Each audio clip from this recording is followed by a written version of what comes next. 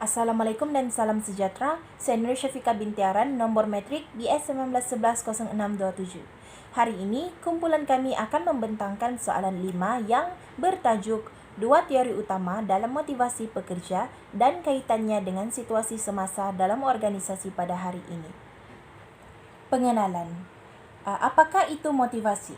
Menurut Serto 2009, motivasi adalah perasaan dalaman yang mendorong seseorang individu untuk membentuk tingkah laku ke arah pencapaian matlamat organisasi. Motivasi dapat dibahagi kepada dua, yaitu motivasi intrinsik dan motivasi ekstrinsik. Motivasi intrinsik dia ini berkait rapat dengan faktor dalaman seseorang. Contohnya, keperluan minat, rasa ingin tahu, dan rasa kepuasan diri. Motivasi ekstrinsik pula, dia ini merupakan fokus kepada aktiviti yang dibuat dan ianya bertujuan untuk mendapatkan ganjaran ataupun pujian. Sebagai contoh, seseorang itu memilih untuk bekerja di dalam sesebuah organisasi kerana beliau memerlukan gaji. Antara teori utama dalam motivasi pekerja ialah teori motivasi Maslow. Menurut Abraham Maslow, manusia mempunyai 5 keperluan yang disusun mengikut tahap kepentingannya, dari yang paling penting hingga yang paling kurang penting. Seperti apa yang kita lihat dalam gambar lajah, paling bawah merupakan bahagian yang paling penting dan yang paling atas merupakan bahagian yang kurang penting. Maslow mengeluarkan 5 jenis tahap keperluan yang terlibat, yaitu keperluan fisiologi, keperluan keselamatan, keperluan kasih sayang dan sosial, keperluan penghargaan diri, dan keperluan pencapaian diri. Seterusnya, saya akan membentangkan satu persatu keperluan yang ada di dalam piramid teori motivasi Maslow. Keperluan yang pertama ialah keperluan fisiologi. Keperluan fisiologi merupakan keperluan asas dalam kehidupan manusia seperti makan, air, dan rehat. Mengikut Maslow, manusia sama ada dalam hidupnya ataupun bekerja dalam organisasi akan berusaha mendapatkan keperluan asas terlebih dahulu. Selagi keinginan ini tidak dipenuhi, seseorang akan bertindak demi mendapatkan kepuasan keinginannya. Sebagai contoh, pada masa pandemik ini, kebanyakan masyarakat telah kehilangan kerja. Akan tetapi, mereka berusaha melakukan perniagaan kecil-kecilan untuk memastikan mereka dapat memenuhi keperluan asas seperti makan, membayar rumah, dan sebagainya. Selain itu, pada masa ini juga kita dapat lihat para pekerja yang bertugas di hospital kekurangan rehat akibat daripada kes COVID yang meningkat secara mendadak. Keperluan yang kedua ialah keperluan keselamatan. Perkara yang tergolong dalam keinginan keselamatan ialah kestabilan, pergantungan, perlindungan, bebas daripada ketakutan dan kebimbangan. Keperluan keselamatan ini termasuk keinginan kepada struktur peraturan, undang-undang, dan sebagainya. Menurut Maslow, manusia perlu hidup dan bekerja bebas daripada bahaya, ancaman, dan tekanan. Manusia juga perlu persekitaran yang selamat supaya kehidupan dan kerja seharian mereka dalam keadaan terjamin. Sebagai contoh, di dalam sesebuah organisasi, setiap pekerja akan dilindungi oleh akta, seperti Akta Kerja 1955 dan Sabah Labor Ordinance.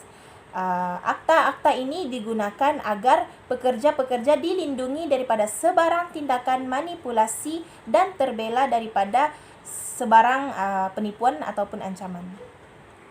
Keperluan yang ketiga ialah keperluan kasih sayang dan sosial. Menurut Maslow, manusia memerlukan kemesraan, sokongan moral, dan perasaan kekeluargaan daripada orang-orang di sekeliling mereka. Pekerja ataupun manusia yang bertugas dalam sesebuah organisasi memerlukan pihak pengurusan yang dapat menghayati keperluan mereka, peka terhadap masalah yang mereka hadapi, serta memberi sokongan moral terhadap tugas yang sedang dijalankan. Hal ini dikatakan demikian kerana pada masa ini, ramai individu yang kekurangan motivasi akibat daripada pandemik COVID-19. Oleh itu, sokongan ini amatlah penting. Jika keperluan sedemikian tidak disediakan secara memuas, ahli-ahli organisasi akan bertindak dan menjejaskan perjalanan organisasi tersebut. Keperluan yang seterusnya ialah keperluan penghargaan diri. Maslow memecahkan keperluan ini kepada dua kategori, yaitu keperluan untuk penghormatan, keperluan kepada nama baik. Manusia memerlukan kewibawaan dalam menjalankan tugas. Mereka mahukan sumbangan mereka dianggap penting dan diberi penilaian yang tinggi. Jika sumbangan mereka tidak diiktiraf dan tidak disanjung sewajarnya oleh pihak pengurusan, maka minat dan motivasi pekerja untuk berkhidmat dalam organisasi kemungkinan akan menjadi lemah. Sebagai contoh, seorang jurujual ataupun ejen dalam organisasi kosmetik berjaya menjual produk organisasi dengan banyak dan namanya diletakkan sebagai Sales Queen of the Month. Itu merupakan suatu bentuk penghargaan dan kemungkinan jurujual tersebut akan lebih bermotivasi untuk menjual produk mereka dengan lebih banyak pada masa hadapan. Keperluan yang terakhir ialah keperluan pencapaian diri. Keperluan pencapaian diri ini hanya dapat dicapai oleh seseorang individu apabila mereka berjaya mencapai tahap-tahap sebelum ini dengan lebih baik. Keperluan ini juga adalah untuk mencapai matlamat dan cita-cita seseorang individu. Menurut Maslow, manusia memerlukan sesuatu yang dapat mengembangkan potensi kebolehan mereka untuk mendapatkan ataupun mencapai pencapaian yang paling tinggi.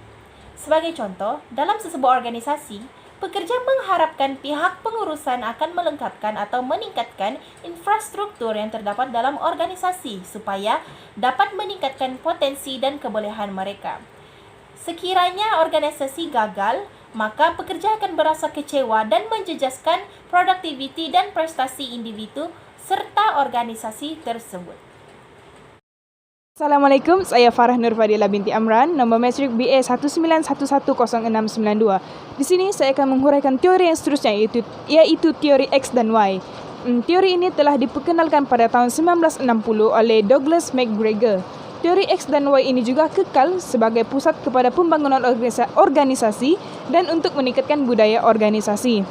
Konsep ini terkenal dengan menggunakan anggapan-anggapan sifat dasar manusia. Seterusnya, definisi bagi teori X dan Y. Definisi bagi teori X adalah berdasarkan kepada pendekatan tradisional terhadap tingkah laku manusia. Bentuk kepemimpinan yang solid harus digunakan untuk meyakinkan pekerja untuk terus mencapai matlamat organisasi.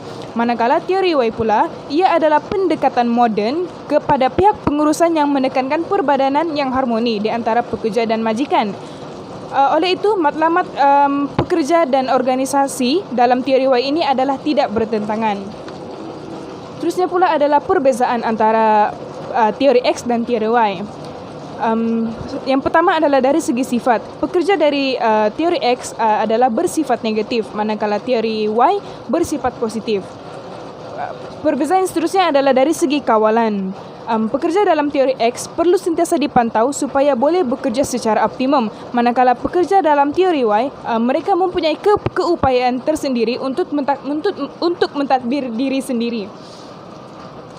Dari sudut motivasi pekerja pula, teori X berfungsi untuk mendapatkan ganjaran keuangan semata-mata, manakala motivasi pekerja teori Y pula mereka berfungsi untuk memenuhi keperluan psikologi dan keperluan keselamatan yang lain. Dari sudut kerja atau kewajipan, pekerja dalam teori X tidak suka akan kerja yang dilakukan dan cuba mengelak tanggungjawab yang berkaitan dengan pekerjaan lain selain daripada pekerjaan mereka.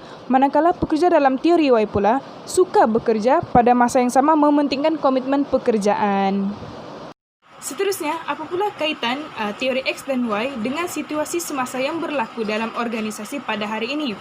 Situasi yang pertama adalah teknologi ICT. Pekerja yang dikaitkan dengan teori X kurang berminat untuk mempelajari teknologi baru kerana tidak berusaha untuk mengaplikasikannya dalam diri. Ini kerana mereka telah selesa dengan kaedah klasik yang telah mereka gunakan sejak mereka mula bekerja dahulu. Manakala, pekerja dalam teori Y pula akan mudah cepat belajar mengenal ICT dan mahu belajar ICT tersebut kerana sedar ianya merupakan suatu keperluan yang perlu dipelajari oleh mereka.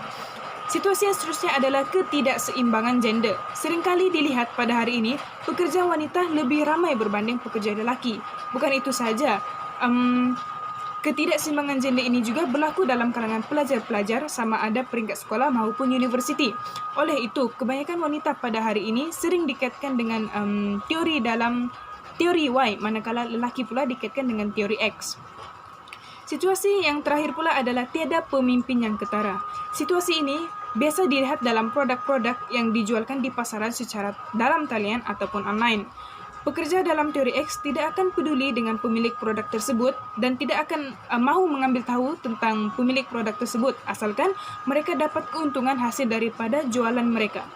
Manakala, pekerja dalam teori Y pula akan mencari maklumat mengenai pemilik yang sah terhadap produk tersebut. Ini adalah disebabkan oleh rasa tanggung jawab mereka jika berlaku sebarang kejadian yang tidak diingini. Assalamualaikum dan hai, nama saya Yusyafira binti Jeffrey, bernomor metrik BS 191610111. Sebagai kesimpulannya, mood emosi dalam pekerjaan juga sangat penting karena mempengaruhi individu agar sentiasa berminat untuk mengejar sesuatu kejayaan.